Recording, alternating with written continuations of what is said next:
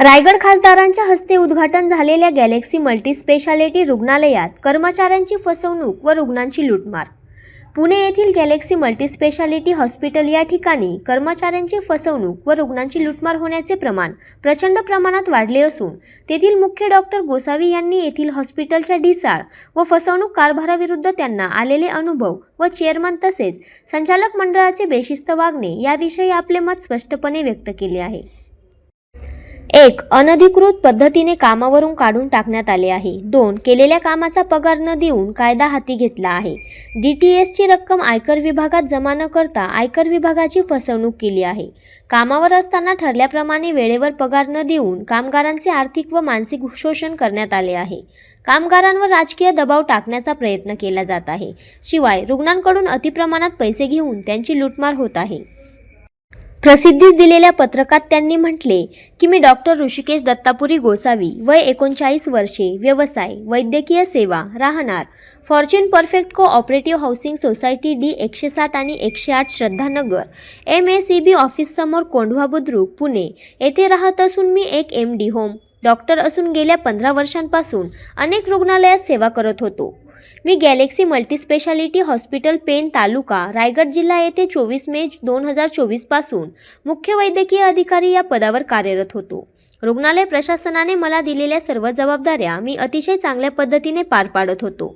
माझ्या नियुक्तीपत्रात लिहून देण्यात आले होते की माझा पगार 1,80,000 प्रति महिना इतका असेल व दर महिन्याला 5 तारखेपर्यंत माझ्या बँक खात्यात जमा करण्यात येईल। सुरुवातीचे 2-3 महिने सगळं व्यवस्थित होतं, पण नंतर माझा पगार उशिरा मिळायला सुरुवात झाली। मी कारण विचारले तेव्हा हॉस्पिटलचे संचालक श्री डॉक्टर रत्नदीप गवळी आणि श्री राजेश टेलर यांनी सांगितले की रायगड जिल्ह्याचे खासदार यांनी श्री डॉक्टर रत्नदीप गवळी आणि श्री राजेश टेलर यांच्याशी भागीदारी केली आहे व त्यांच्या राजकीय जोरावर रोहा तालुका रायगड जिल्हा येथे 30 वर्षांच्या करारावर शासकीय इमारत भाडेतत्वावर सरकारकडून घेतली असता तेथे एक हॉस्पिटल उभारण्यात येणार आहे व त्यासाठी हॉस्पिटल संचालक श्री डॉक्टर रत्नदीप गवळी आणि श्री राजेश टेलर यांना तेथे पैसे टाकावे लागतात, म्हणून माझा पगार उशिरा होत आहे। असे अनेक महिने चालू होते। माझे घराचे व पर्सनल लोनचे EMI असल्याकारणाने वेळेवर पगार न झाल्याने हप्ते बाउन्स होत असे व माझा सिबिल स्कोर कमी होऊ लागला। त्यामुळे मी हॉस्पिटल संचालक यांना जबाब विचारला असता त्यांनी मला स्पष्ट सांगितले की माझा पगार उशिराच होणार आणि मला जिथे तक्रार करायची तिथे मी करू शकतो। माझ्या पगारातून दर महिन्याला 10% रक्कम TDS म्हणून कपात करण्यात येत होती, परंतु मी जेव्हा TDS सर्टिफिकेट मागितले तेव्हा संचालक यांनी ते देण्यास नकार दिला आणि सांगितले की आम्ही अजून तुमचा TDS इन्कम टॅक्स डिपार्टमेंटकडे जमा केलेले नाही। असे माझे 18 महिन्यांचे 10% रक्कम त्यांनी इन्कम टॅक्स डिपार्टमेंटकडे जमा न करता स्वतःच्या खिशात घातले आणि भारतीय न्याय व्यवस्था व कायदा हाती घेतला, कारण त्यांच्या पाठीशी सत्ताधारी पक्षाचे खासदार आहेत। मी दिनांक 23/8/2025 ते 6/9/2025 पर्यंत आमच्या घरी गौरी गणपती सण साजरा करण्यासाठी गेलो होतो।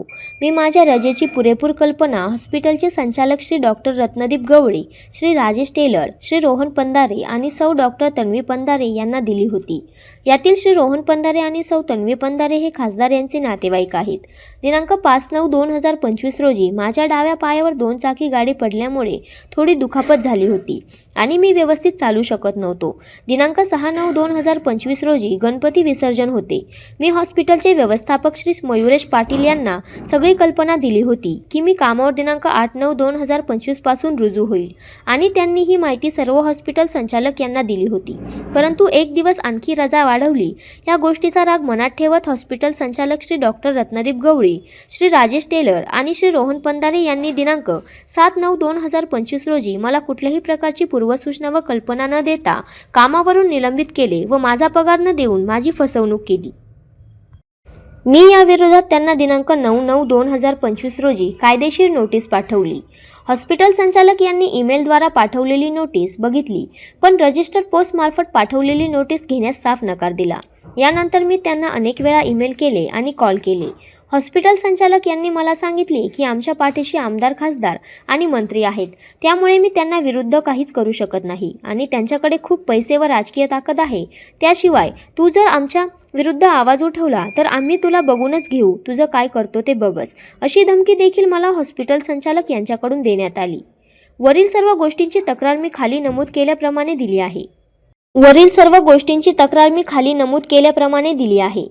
1. कामगार उप आयुक्त कार्यालय रायगड जिल्हा. 2. महाराष्ट्र कामगार आयुक्त कार्यालय मुंबई. 3. मुख्यमंत्री महाराष्ट्र राज्य. 4. दोन्ही उपमुख्यमंत्री महाराष्ट्र राज्य. 5. पोलीस आयुक्त पुणे. 6. आरोग्य संचालक पुणे. 7. आयकर कार्यालय पुणे. या सर्व प्रकरणामुळे माझ्या जीवाला धोका असल्याची भीती मला आहे व सध्या मी बेरोजगार असल्यामुळे माझे घराचे व पर्सनल लोनचे हप्ते वेळेवर भरण्यास मला खूप अडचण होत आहे.